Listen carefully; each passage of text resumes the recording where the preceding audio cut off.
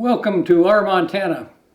I'm Mike Penfold, and with me today I've got Wayne Chamberlin. Wayne, Hi there. welcome. It's good to have you with me. I'm glad to be here. Wayne, I was so happy to get some of the video that you took of people that have been really movers and shakers and leaders in preserving wildlands in Montana. Yep, they have. And what I've done is I've taken some of those and we're making a program out of it. Good. I'm glad to hear that. And I hope I do your films justice in putting that together. I'm sure you will. Wayne, one of the people that you gave me film for was Bill Cunningham. Tell me about Bill. I've known Bill for actually decades. The first time I met Bill was in Helena, getting ready to plan a backpack trip with Scott Brown, and met him downtown Helena when he was living in Helena, and we did some planning together. Bill is a great guy. And you wouldn't, when meeting him, you wouldn't realize how much he has achieved and how devoted he is and how hard he has worked in his various capacities that he has worked for preserving our wild places in Montana. Bill is a product of the Bitterroot Valley. His parents were from there. He grew up there.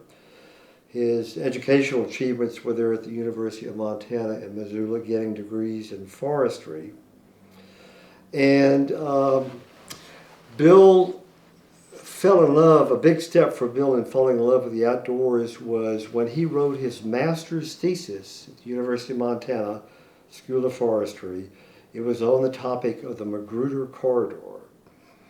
And for those watching that are not familiar with it, the Magruder Corridor is actually in Idaho, just over the Montana border, kind of west, a little bit south of Missoula.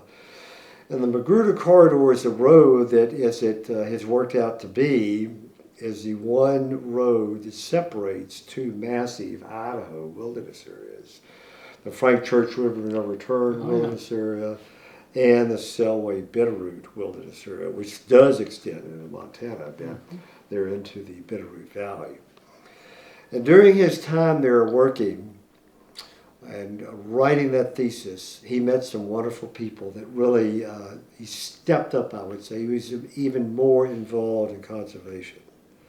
Because again, he was a forester as far as education. He was thinking about maybe be working for a timber company or whatever. But there was a change of direction for him when he met wonderful people. And there's so many wonderful people in conservation in Montana. He met people like Doris Milner.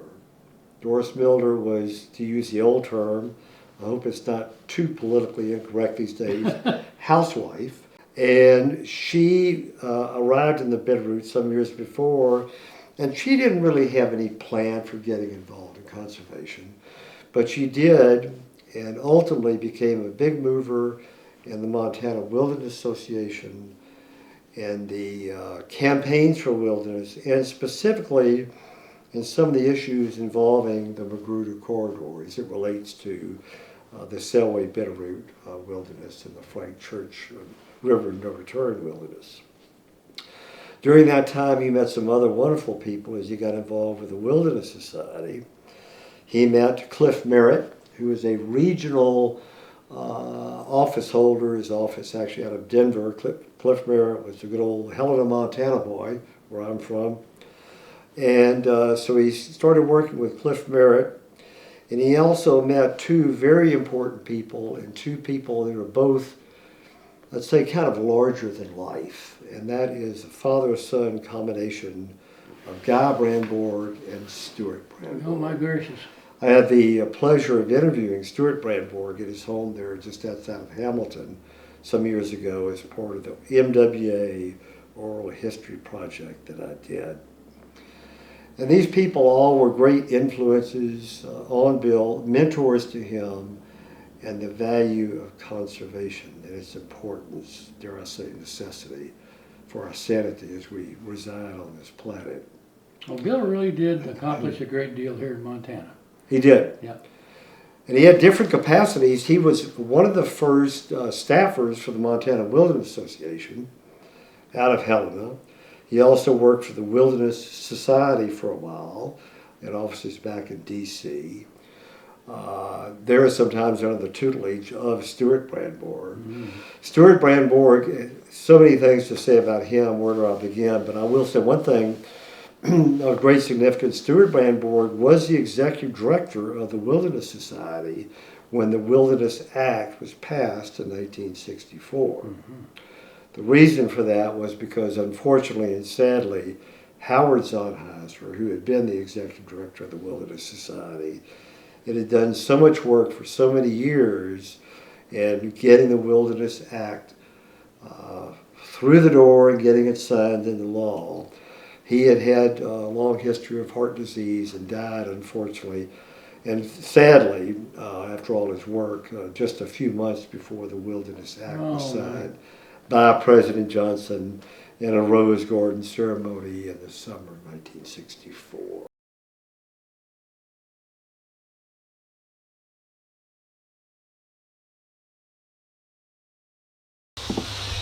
Any group of people are going to have their divisions, maybe even conflicts. And I'm wondering how you personally feel about the present day theme of the Montana Wilderness Association relating to efforts at collaboration, working with others, sometimes across the table, sometimes talking to people that we beforehand never would even be in the same room with, but working with the goal of getting something done. And I'm wondering how you about this. Yeah, that's a key question. Well, I think in general, I feel like it's a necessity that we do this, that we have to be willing to sit down with anyone that's willing to reciprocate. I mean, if we're going to be in a closed door screaming match situation, well then so be it. But I don't think that's productive or necessary. So I've always been very strongly in favor of sitting down and just seeing what we can agree on, or if nothing else, just having a civil conversation. I think there are some dangers inherent in collaboration. One of which is there's several, even though I'm supportive of the process in general, but I think we need to be careful about some things. For example, are we really involving everyone in the collaborative effort that needs to be involved in, or are we going to inadvertently exclude some people and that's going to come back to haunt us? A good example is on the Beaverhead Deer Lodge partnership, where none of the ranchers were actually involved in that collaborative effort, and have since just taken an absolute opposition stance because they have no ownership and they felt they were blindsided. Now, the conservation groups, the three principal groups, including MWA and the 5 timber mills, did an excellent job of with the initial product in the partnership, but then that has since been watered down and weakened as other interests come in. And so that's one danger, is that you start from a collaborative position, it can only get weaker from a wilderness standpoint. There's no precedent that ever says, now wait a minute, let's add more wilderness because we forgot to the first time. You're not going to. It doesn't work that way. So we have to remember that when we're collaborating, we're doing it with the assumption that that it's in the interest of conservation to engage in this process. Because if it's not, why are we doing it? In other words, we're going to conserve more wilderness, one way or the other. Maybe it won't be called wilderness in all cases, but we're going to conserve more wildland by engaging in this process than if we don't do it. So that assumption has to be fulfilled by actually doing it and seeing some results. The other thing is, are we involving everyone that really needs to be involved, so at least they have enough ownership in it where we're not going to be blindsided? And one of the reasons that we founded the Council of Elders is because some very notable conservationists took offense to the way in which the Beaverhead Deer Lodge partnership was put together, the exclusion of some people. A good example, I'll use his name because he's someone that I hope you'll talk to, and that's Al Lubeck, the leading conservationist in southwest Montana, who was not even consulted in any of these discussions and found out about it after the fact. And just still feels hurt and offended by it. But I think more than anything, but I will say the good news there is that Al has joined the Council of Elders and wants to be part of the solution and not part of a sort of naysaying negativism sort of approach. So Al's on board with us to help to help us learn from past mistakes, so that we don't make some of the blunders we may have made in the past. I guess the other thing that we have to be aware of is that when we collaborate, okay, we come up with an agreement, and some of those agreements have been good, and especially in the administrative arena when we're dealing with motorized use. And John Gatchell has done a masterful job working with motorized community and other interests to bring together travel plans that I'm convinced in many cases are far better than anything we would have gotten had we not engaged in that kind of process. John's Quiet Trails campaign, for example, excellent work. And so there's that level, and then there's the legislative level. And that's where it gets really tricky, because no politician is under any obligation to honor a collaborative effort.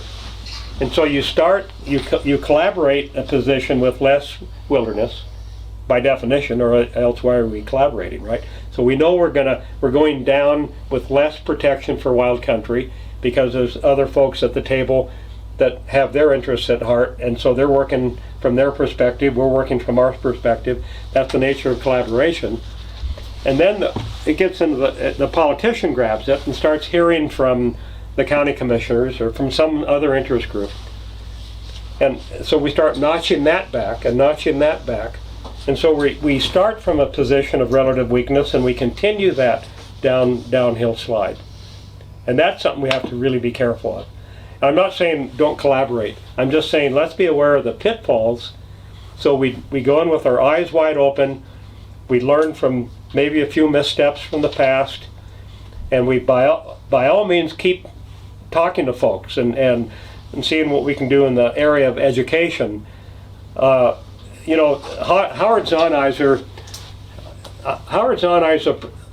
Zonizer's approach to get the Wilderness Bill turned into the Wilderness Act was exactly what we're talking about now. They didn't call it that then. I don't think the word collaboration had even been invented yet. But he kept talking about the circle. And if there's a problem with the Wilderness Act, let's make that circle just a little bit bigger and bring that opponent into the circle. Don't exclude them. We have this circle, and let's bring these folks in and talk about it.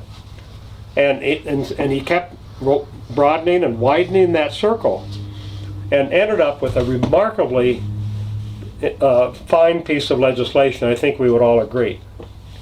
Sure, there were compromises in there for mining, the 20-year mining window, livestock grazing. Frankly, I don't have any problem with that. I think that's as it should be if you have an existing livestock lease, but there's so few in the wilderness system anyway, it's almost not an issue. It is here, and we've dealt with that effectively, I think, in the Heritage Bill. And so, you've got these different ifs, ands, and buts, but it's as good as anything we could ever hope for, and it was done by Zani continuing to widen that circle. And just as we're attempting to do through collaboration. So it's the same idea. It worked then, it can work now, we just have to be very careful of potential pitfalls.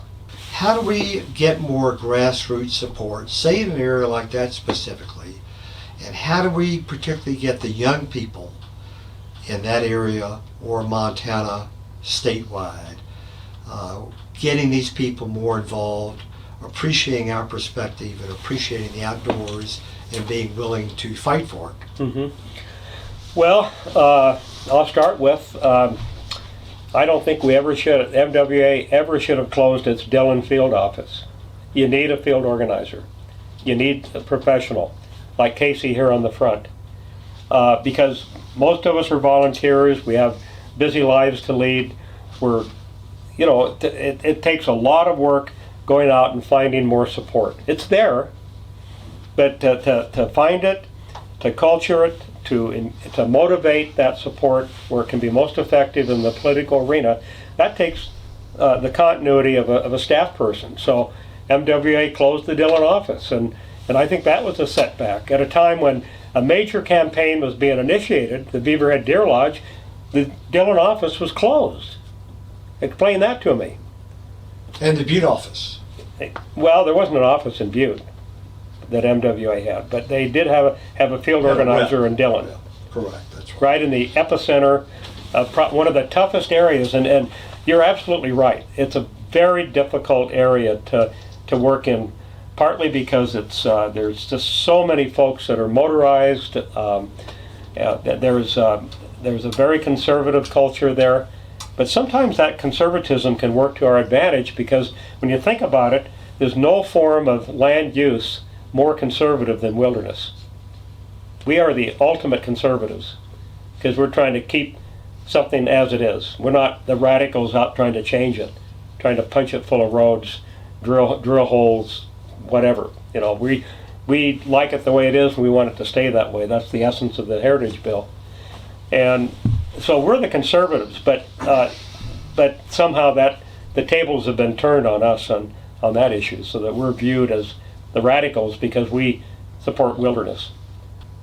But anyway, back to your question, getting young people involved and educating more. I think experientially is the way to do it. We've got to get young folks out in the wilderness more, and MWA's initiative with youth is tremendous, just tremendous.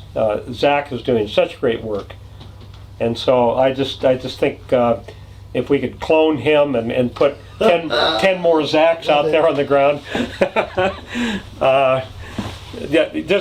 I think really just doing more of what we're already doing, of what MWA is already showing incredible leadership in the area of youth motivation and education. It's amazing how many kids grow up in places like this.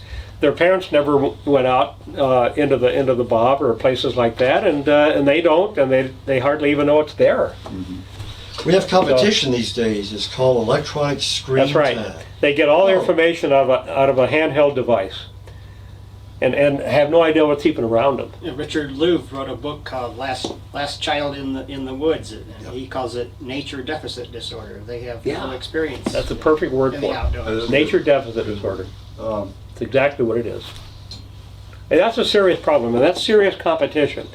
And so how do we make wilderness exciting and interesting without losing its authenticity?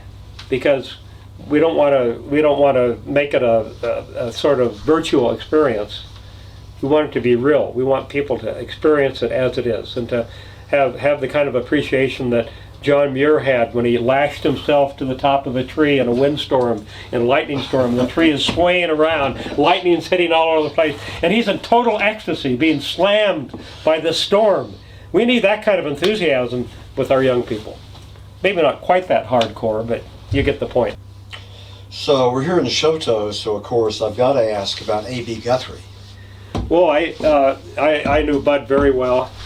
In fact, for many years I taught a wilderness field course, university level, through two different universities along the Rocky Mountain front. Would go back in the front for anywhere from 2 to 6 weeks on trips and meet with a lot of different people. We always stopped by what he called the barn, and met with Bud, and it was just always kind of the highlight. And Bud at that time was, he had emphysema and he was on oxygen. He had to measure out his energy, and his late wife Carol was very protective of Bud's energy level and so on. So she would always greet us and say, well, Bud's just kind of getting up from his nap, give him a little bit of time, and try not to take too long. And and then we'd get in there and Bud would become animated and just full of energy and would spend 2 hours, you know. Great guy. We sometimes would have gatherings up at the Seven Lazy P back in the, 70s and 80s, and Bud and Carol would show up and visit with everyone. He was certainly an inspiration. Very talk about a passionate, a person passionate for the Rocky Mountain Front. That was certainly Bud Guthrie. And courageous. I remember one time Very reading courageous. his speech that he gave to the Great Falls Chamber of Commerce. Mm. And he gave him some hell. Mm-hmm. And spoke very clearly and very distinctly about his passion for wilderness and conservation. To that group, Yeah, well, they needed to hear that message. I don't know how receptive they were, but they needed to hear it. right. Just like Charlie Russell did, you might recall. Another strong personality is Doris Milner. Oh gosh, the fondest memories of Doris. I have to admit, as a young graduate student in my early 20s, way back in 1966, when I met Doris Milner, I could hardly, I didn't know there were people like that. I was just in awe. And she was, at that time, relatively new to conservation work. She really hadn't gotten involved with MWA yet. She had, with the constant behind-the-scenes prompting of Guy Brandborg, she had formed the Save the Upper Selway Committee in 1964 and had almost single-handedly been able to stop the Forest Service in its tracks from proceeding further on its development plans in the Magruder Corridor. In 1963, the Magruder Corridor had been taken out of the Selway Bitterroot wilderness. I don't know if you want to hear a little bit of that history, but it was a phenomenal move by the in the Kennedy administration by Secretary Orville Freeman, who signed an order declassifying 373,000 acres in the Upper Selway River, known as the Magruder Corridor, that was part of the Selway Bitterroot Wilderness, and in reclassifying under the new U1 regulation to actually make it, this is before the 64 Wilderness Act, this is 1964. And so with a stroke of a pen, 373,000 acres of wild country became open for development. That added impetus to the 64 Wilderness Bill, because that's what we've been saying all along, is that you can't trust the bureaucrats to protect wild country. We need the permanency of legislation. We need a Wilderness Act. But certainly Freeman made the case, made our point, Right. but with a stroke of a pen. So that ensued, and so therein ensued the Magruder Corridor controversy. Doris was the key citizen protagonist on that. I mean, she was the key citizen leader for conservation and to reinstate the Magruder Corridor as wilderness. It took 17 years, but upon passage of the 1980 Frank Church River of No Return Wilderness, Doris's dream was fulfilled. And it's in large part due to her tenacity that this was accomplished. And during this period, during the 70s, Doris served several terms as president of MWA. So she really matured as a nationally respected conservation leader, beginning in '64 with the Selway Bitterroot battle, or the Magruder Corridor battle, and then going all the way through the Frank Church River of No Return and beyond. That narrative has a lot of parallels, I would say, with Cecil Garland, the Forest Service, and the Scapegoat Wilderness. Yes. Oh, absolutely. And Cecil is to the Scapegoat what Doris was to the Magruder Corridor. Absolutely. And Cecil was unquestionably the key conservation activist and leader behind the designation of the Scapegoat as our nation's first citizen-initiated wilderness back in 1972. So yeah, what a phenomenal accomplishment that was, and what a huge obstacle he had to overcome, because up to that point all wilderness that had ever been designated was the result of agency work, of the agency saying, here's the boundary. And in fact, in 1964, when the Wilderness Act passed, there were 54 areas totaling a little over 9 million acres that became instant wilderness upon passage of the act, including 5 areas in Montana, the Bob Marshall, Gates of the Mountains, and Cabinets, and so on. Well, those were all drawn by the Forest Service. Those boundaries were not the result of citizen activism, of citizens saying, oh, wait a minute, you've left this out, you've left that out, your boundary is inadequate, this is what needs to be done. And then going to Congress to get that done, going around the Forest Service or over them or under them or over the top of them, whatever it takes. And so the accomplishment of the scapegoat wilderness that was spearheaded by Cecil Garland is enormous. I mean, it's enormous just in its own right, adding 240,000 acres within the complex, protecting that southern buttress of the Bob Marshall country. That in itself is enormous, but it's also enormous nationally as an incredible precedent that says, hey, citizens petitioning to Congress are going to start doing this more and more.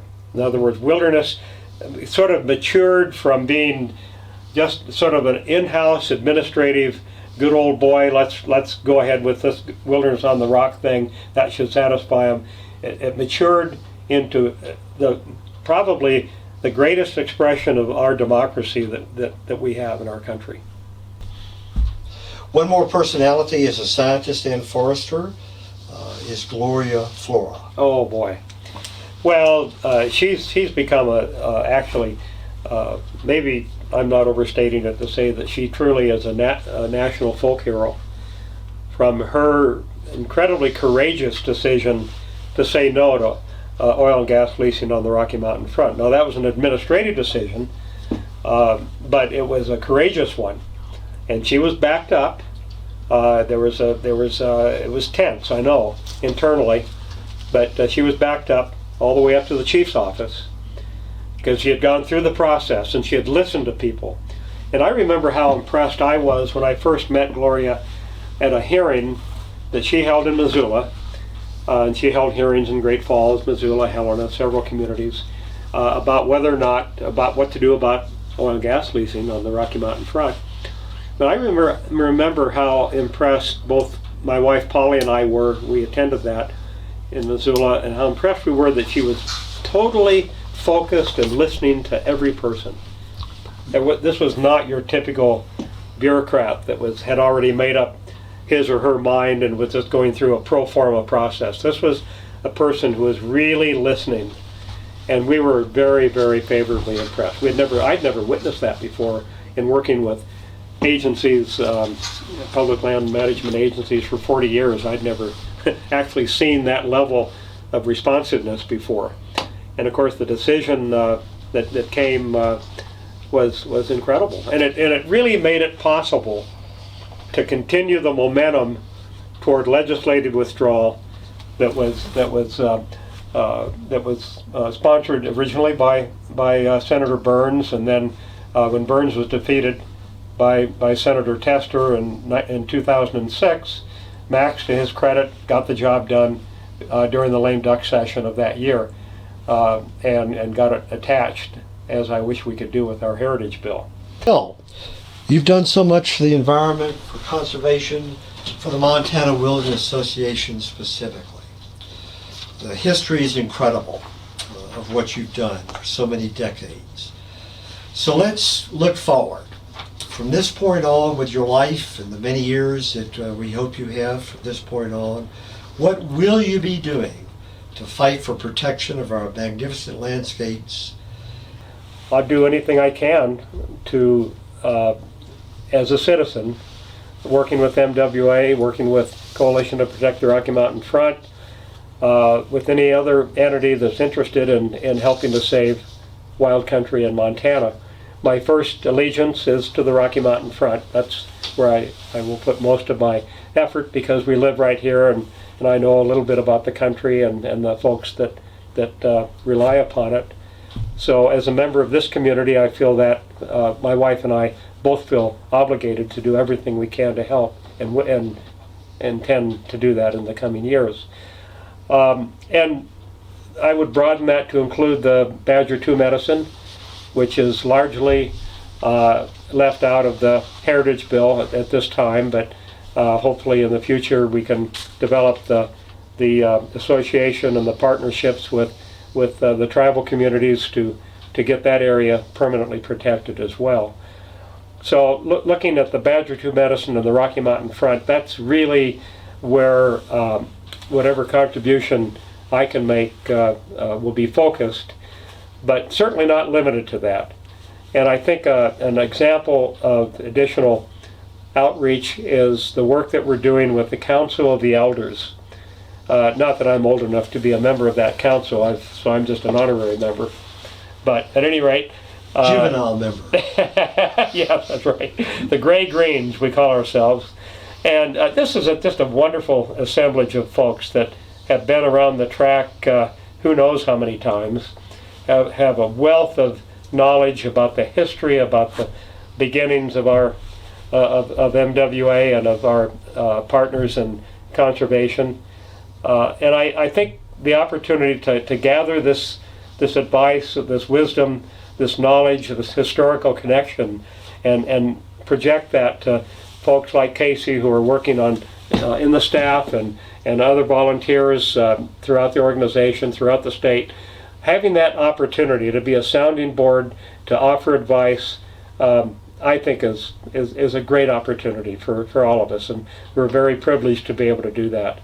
So, speaking on behalf of the Council of Elders, recently created by the MWA Council, I should mention, about a year and a half ago, I think we'll continue into the future and offer whatever assistance we can. So there's that avenue, and I'm open to anything else. So we'll just see what happens. I certainly feel a strong connection to all of the proposed wilderness and major campaigns that throughout Montana that are in the offing, such as the Great Burn just west of Missoula, Scotchman Peaks near Libby, the whole Beaverhead Deer Lodge complex included within Senator Tester's legislation, all of that country and much more. I should also mention the Upper Missouri River National Monument, the Upper Missouri River Breaks National Monument in north central Montana, 375,000 acres, is not being properly managed by BLM.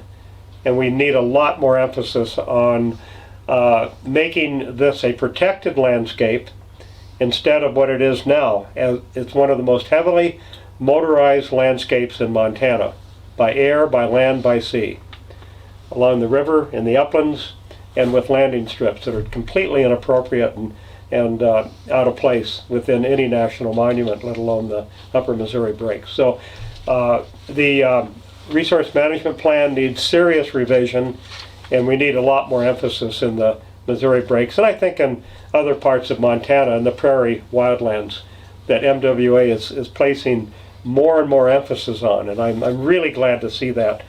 Some of the finest wildland, wild country yet remaining is east of the mountains, and not only east of the mountains, but not in the mountains, out on the prairie. So as a volunteer, as a citizen, very concerned about the stewardship of our public land. My wife Polly and I are dedicated to offer whatever service we can.